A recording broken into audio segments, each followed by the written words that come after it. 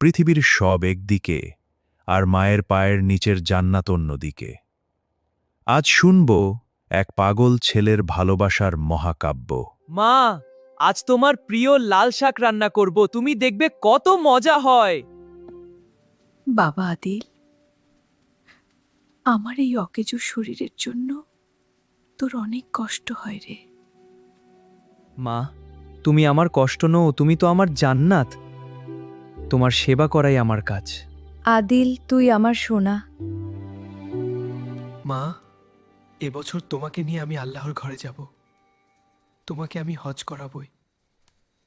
দেখো দেখো, মায়ের পাগল ছেলেটা এসেছে। সে নাকি মাকে পিঠে করে মরুভূমি পাড়ি দেবে। হাসুক তারা, আমার শক্তি আমার আল্লাহ আর আমার মায়ের দোয়া।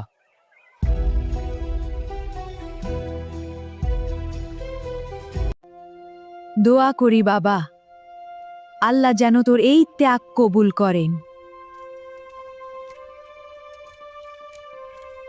শুরু হলো এক কঠিন পরীক্ষা। মাইলের পর মাইল তপ্ত বালু আর আগুনের মতো রোদ। মা, একদম চিন্তা করো না, আমি তোমার উপর রোদ লাগতে দেব না। বাবা, আমাকে নামিয়ে দে, তুই নিজে বাঁচ। না মা, আমি তোমাকে ছাড়বো না। এই ঝড়ে আমরা দুজনেই মারা যাব। বিশ্বাস রাখো মা, আমরা এটা পার করব। জান্নাত কি এত সহজে পাওয়া যায় মা? আমি তোমাকে ছাড়বো না। তুই খাবি না বাবা? তুই তো তৃষ্ণায় কথা বলতে পারছিস না। না মা, তুমি খাও, আমার দরকার নেই। দেখো মা, আকাশটা কত সুন্দর। কাল ইনশাআল্লাহ আমরা মক্কার কাছাকাছি পৌঁছে যাব। মা, ওই দেখো আল্লাহর ঘর। আমরা পৌঁছে গেছি মা, আমরা পৌঁছে গেছি। লাব্বাইক আল্লাহুম্মা লাব্বাইক। ওরে আদিল, তুই আজ আমাকে ধন্য করলি। হে শেখ, আমি কি পিঠে করে মাকে হজ করিয়ে মায়ের ঋণের একতিল ঋণ শোধ করতে পেরেছি? বৎস, তোমার মা তোমাকে জন্ম দেওয়ার সময় যে একটি চিৎকার করেছিলেন, এ কাজ তার সমানও নয়। সুবহানাল্লাহ, মায়ের মর্যাদা এত, আমি সারা জীবন সেবা করলেও তো শেষ হবে না। আমাদের মাফ করো আদিল, তুমি আমাদের গ্রামের সেরা সন্তান। আল্লাহ তোকে জান্নাতের সর্বোচ্চ স্থান দান করুন, আমার কলিজার টুকরো।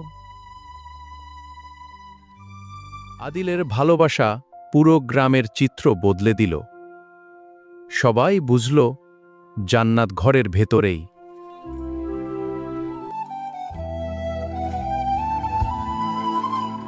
মা, আমি সবসময় এভাবেই তোমার হাত ধরে জান্নাতে যেতে চাই। আমিও চাই বাবা। রাসূল বলেছেন, তোমার মাই তোমার জান্নাত, তাদের অবহেলা করো না।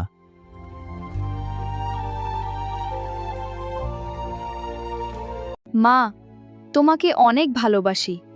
তুমি আমার পৃথিবী। ভালো লাগলে দয়া করে লাইক, কমেন্ট, সাবস্ক্রাইব করে দিন। পৃথিবীর সব একদিকে আর মায়ের পায়ের নিচের জান্নাত অন্যদিকে। আজ শুনব এক পাগল ছেলের ভালোবাসার মহাকাব্য। মা, আজ তোমার প্রিয় লাল শাক রান্না করব, তুমি দেখবে কত মজা হয়। বাবা আদিল, আমার এই অকেজো শরীরের জন্য তোর অনেক কষ্ট হয় রে। মা, তুমি আমার কষ্ট নও, তুমি তো আমার জান্নাত। তোমার সেবা করাই আমার কাজ। আদিল, তুই আমার সোনা। মা, এবছর তোমাকে নিয়ে আমি আল্লাহর ঘরে যাব। তোমাকে আমি হজ করাবই। দেখো দেখো, মায়ের পাগল ছেলেটা এসেছে। সে নাকি মাকে পিঠে করে মরুভূমি পাড়ি দেবে। হাসুক তারা, আমার শক্তি আমার আল্লাহ আর আমার মায়ের দোয়া।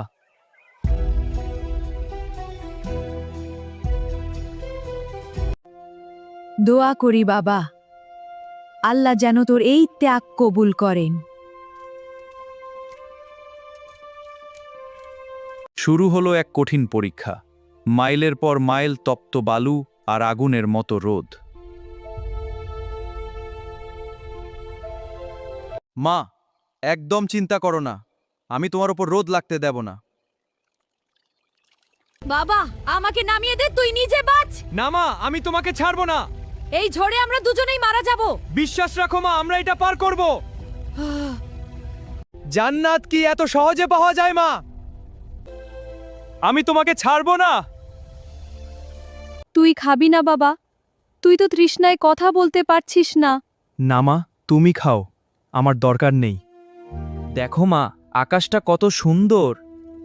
কাল ইনশাআল্লাহ আমরা মক্কার কাছাকাছি পৌঁছে যাব। মা, ওই দেখো আল্লাহর ঘর। আমরা পৌঁছে গেছি মা, আমরা পৌঁছে গেছি। লাব্বাইক আল্লাহুম্মা লাব্বাইক। ওরে আদিল, তুই আজ আমাকে ধন্য করলি। হে শেখ, আমি কি পিঠে করে মাকে হজ করিয়ে মায়ের ঋণের এক তিল ঋণ শোধ করতে পেরেছি? বৎস, তোমার মা তোমাকে জন্ম দেওয়ার সময় যে একটি চিৎকার করেছিলেন, এ কাজ তার সমানও নয়। সুবহানাল্লাহ, মায়ের মর্যাদা এত, আমি সারা জীবন সেবা করলেও তো শেষ হবে না। আমাদের মাফ করো আদিল, তুমি আমাদের গ্রামের সেরা সন্তান। আল্লাহ তোকে জান্নাতের সর্বোচ্চ স্থান দান করুন, আমার কলিজার টুকরো। আদিলের ভালোবাসা পুরো গ্রামের চিত্র বদলে দিল। সবাই বুঝল জান্নাত ঘরের ভেতরেই।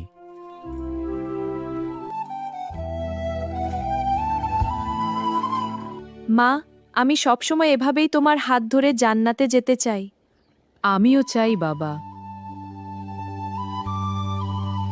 রাসূল বলেছেন, তোমার মাই তোমার জান্নাত, তাদের অবহেলা করো না।